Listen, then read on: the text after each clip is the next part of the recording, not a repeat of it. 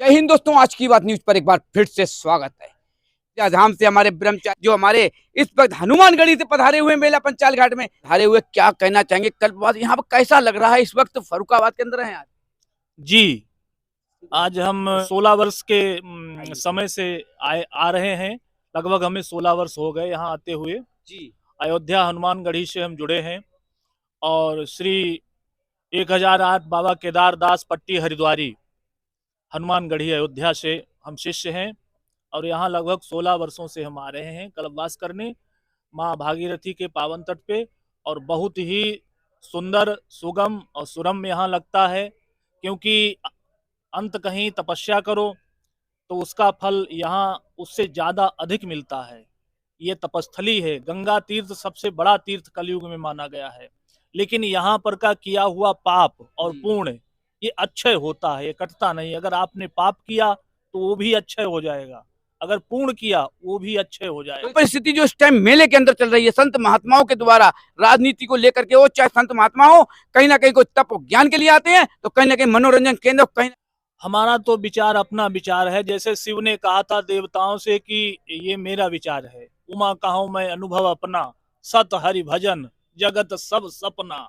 देवी ये मेरा विचार है। इसी प्रकार से ये मेरा विचार है कि संतों को राजनीति न करके जी भगवान की नीति करना चाहिए, भगवान की नीति अपनाना चाहिए। प्रभु राम ने अपने आदर्श जीवन में इस धराधाम पे आकर के क्या किया, क्या लोगों को दिया, क्या समाज को दिया, उसी प्रकार से हम संतों को भी करना चाहिए।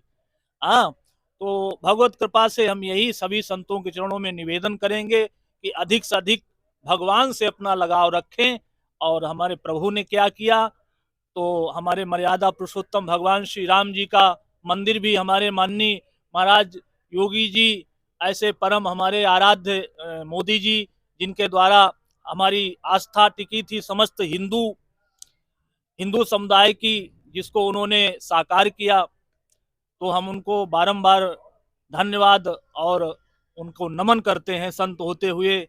कैसे हमारे योगी मोदी जी, हमेशा उनके लिए सभी संतों का आशीर्वाद बना रहे और भगवान की हमेशा कृपा उनके ऊपर बनी रहे। देखिए, बिल्कुल हकीकत है ये, जो इस युग के अंदर योगी और मोदी जी ने कर दिया, ना तो कोई ऐसा आज तक कोई राजा या नेता हुआ है और ना कभी उम्मीद है कि ऐसा हो पाएगा।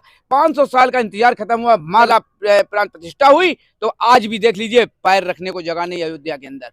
और बड़ी अच्छी किस्मत है कि जिस तरीके से देखा जा रहा है माहौल। लेकिन सवाल सबसे बड़ा जो अभी कहा है कि नीति अपनाइए तो केवल मालिक की और ऊपर ईश्वर और भगवान की, अल्लाह की नीति। हम राजनीति की नहीं, नीति हम अपने जेब की नहीं, नीति हम अपने स्वार्थ की नहीं, केवल नीति भगवान की। सवाल उठता है, इन्होंने नाम लिया रामलला का, मर्यादा पुरुषोत्तम नाम ऐसे ही नहीं पड़ा रामलला का।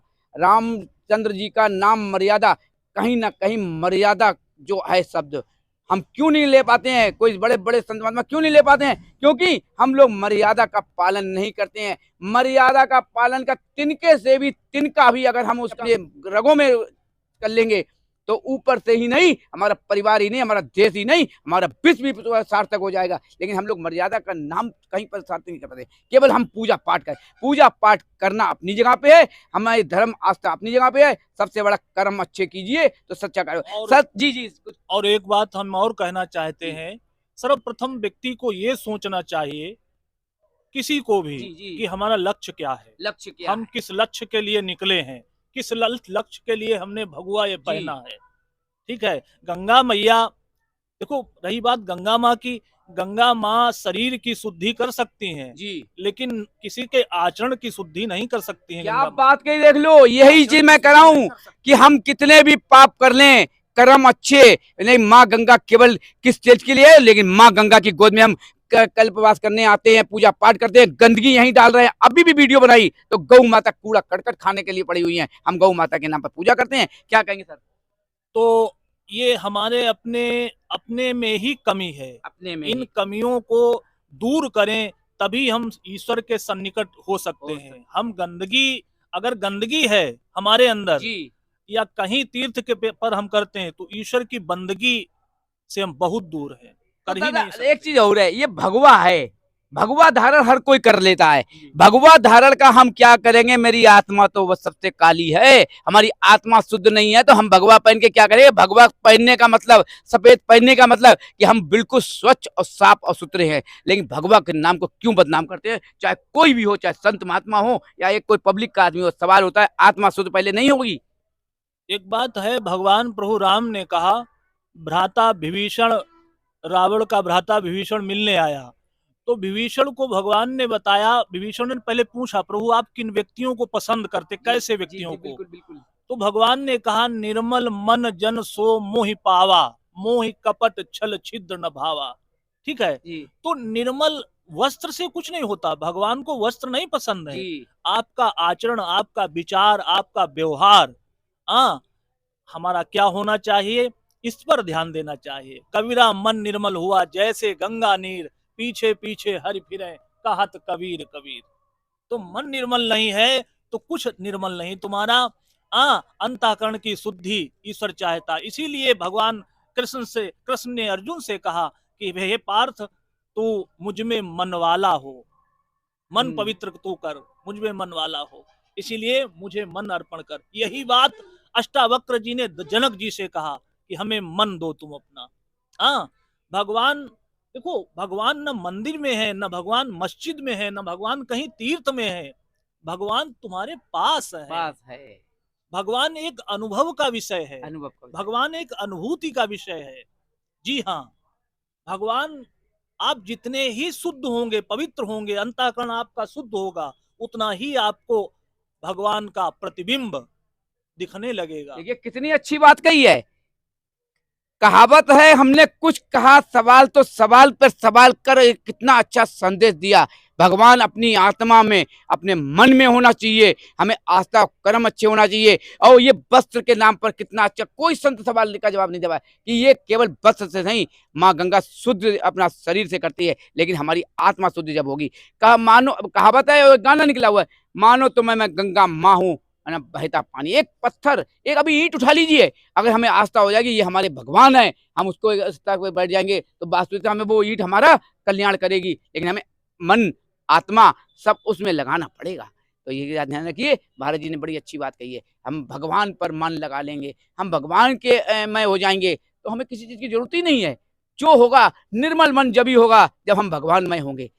और कुछ कहना चाहेंगे? हमारी, हाँ, एक भक्त आए कहने, गुरु जी माँ गंगा पाप भी काटती। हमने करना, हमने कहा अगर माँ गंगा पाप काटती हैं तो तुलसीदास जी ने ये क्यों लिखा है कि कर्म प्रधान विश्व रचि राखा, हाँ। जो जस करे सो तस फल चाखा, उसी को चखना पड़ेगा। नहीं तो बिल्कुल। तुलसीदास जी ये लिख जाते, करोगे तुम चखेंगी गंगा मैया। तो मतलब ही नहीं है। ऐसा नहीं है, गंगा मैया शरीर की शुद्धि करती हैं, मन की शुद्धि, आचरण की शुद्धि तुम्हें स्वयं करनी पड़ेगी। चलो, बड़े अच्छे सवाल का जवाब दिया। एक छोटा सा सवाल हो रहा है, हाँ, लोग कहते हैं कि हम मरे तो मेरे को स्वर्ग मिले, जी। या हम कुछ काम करने जाए स्वर्ग मिले। क्या स्वर्ग इस तरीके से मिलेगा कि हम तो जिस तरीके अभी आपने कहा, हमारा मन तो जा रहा है फिल्मों में, मन जा रहा है हमारी डांस पार्टी में, मन जा रहा है मेरा झूले में, मन जा रहा है माँ गंगा के डुबकी लगा लेंगे मेरे पाप धुल जाएंगे। पूरे साल पाप कर लो, एक दिन जाके गंगा जी के डुबकी लगा लेंगे पाप धुल जाएंगे। इस पर आप क्या कहेंगे? इस पर हम ये कहेंगे, यही प्रश्न अर्जुन ने भगवान कृष्ण से पूछा, हे प्रभु, ये जीव अंत में किसको प्राप्त होता है? तो भगवान कृष्ण ने कहा, हे पार्थ, ये मानव, ये जीव आत्मा, ये मनुष्य जिस जिसको अंत समय में याद करता हुआ अपने शरीर का त्याग करता है, हे पार्थ, ये उसी को प्राप्त होता है। इसीलिए कहा जाता है कि भजन, ईश्वर की शरणागति 55 से नहीं, बचपन से लेनी चाहिए, और उनमें मनवाला होना चाहिए। वस्त्रों का कोई अर्थ नहीं है। वस्त्र, आप किसी भी भेष में रहो, किसी भी देश में रहो, किसी भी परिवेश में रहो, आप पैंट शर्ट में, बहुत हमने अच्छे अच्छे संत देखे पैंट शर्ट में। ये वस्त्रों से कुछ नहीं होगा। वस्त्र हम लोग इसलिए पहने हैं कि कोई गाली न दे, कोई रोटी दे दे, बस भगवान कृपा से, और वस्त्र से कुछ नहीं। सबसे बड़ी चीज होती है आचरण से, भगवान की भक्ति, निर्मल मन, अंतःकरण की शुद्धि, इसी से कल्याण होता है। इतनी अच्छी बात हुई है। चलो, हमारे हनुमानगढ़ी से आए हुए, तो जिस तरीके से एक सवाल उठा कि हम कर्म अच्छे करेंगे, आचरण अच्छे करेंगे, तो हमें सब कुछ मिलेगा। आज की बात सुबह साथ के साथ रविंद्र भदौरिया। जय हिंद, जय भारत। ऐसे करो दादा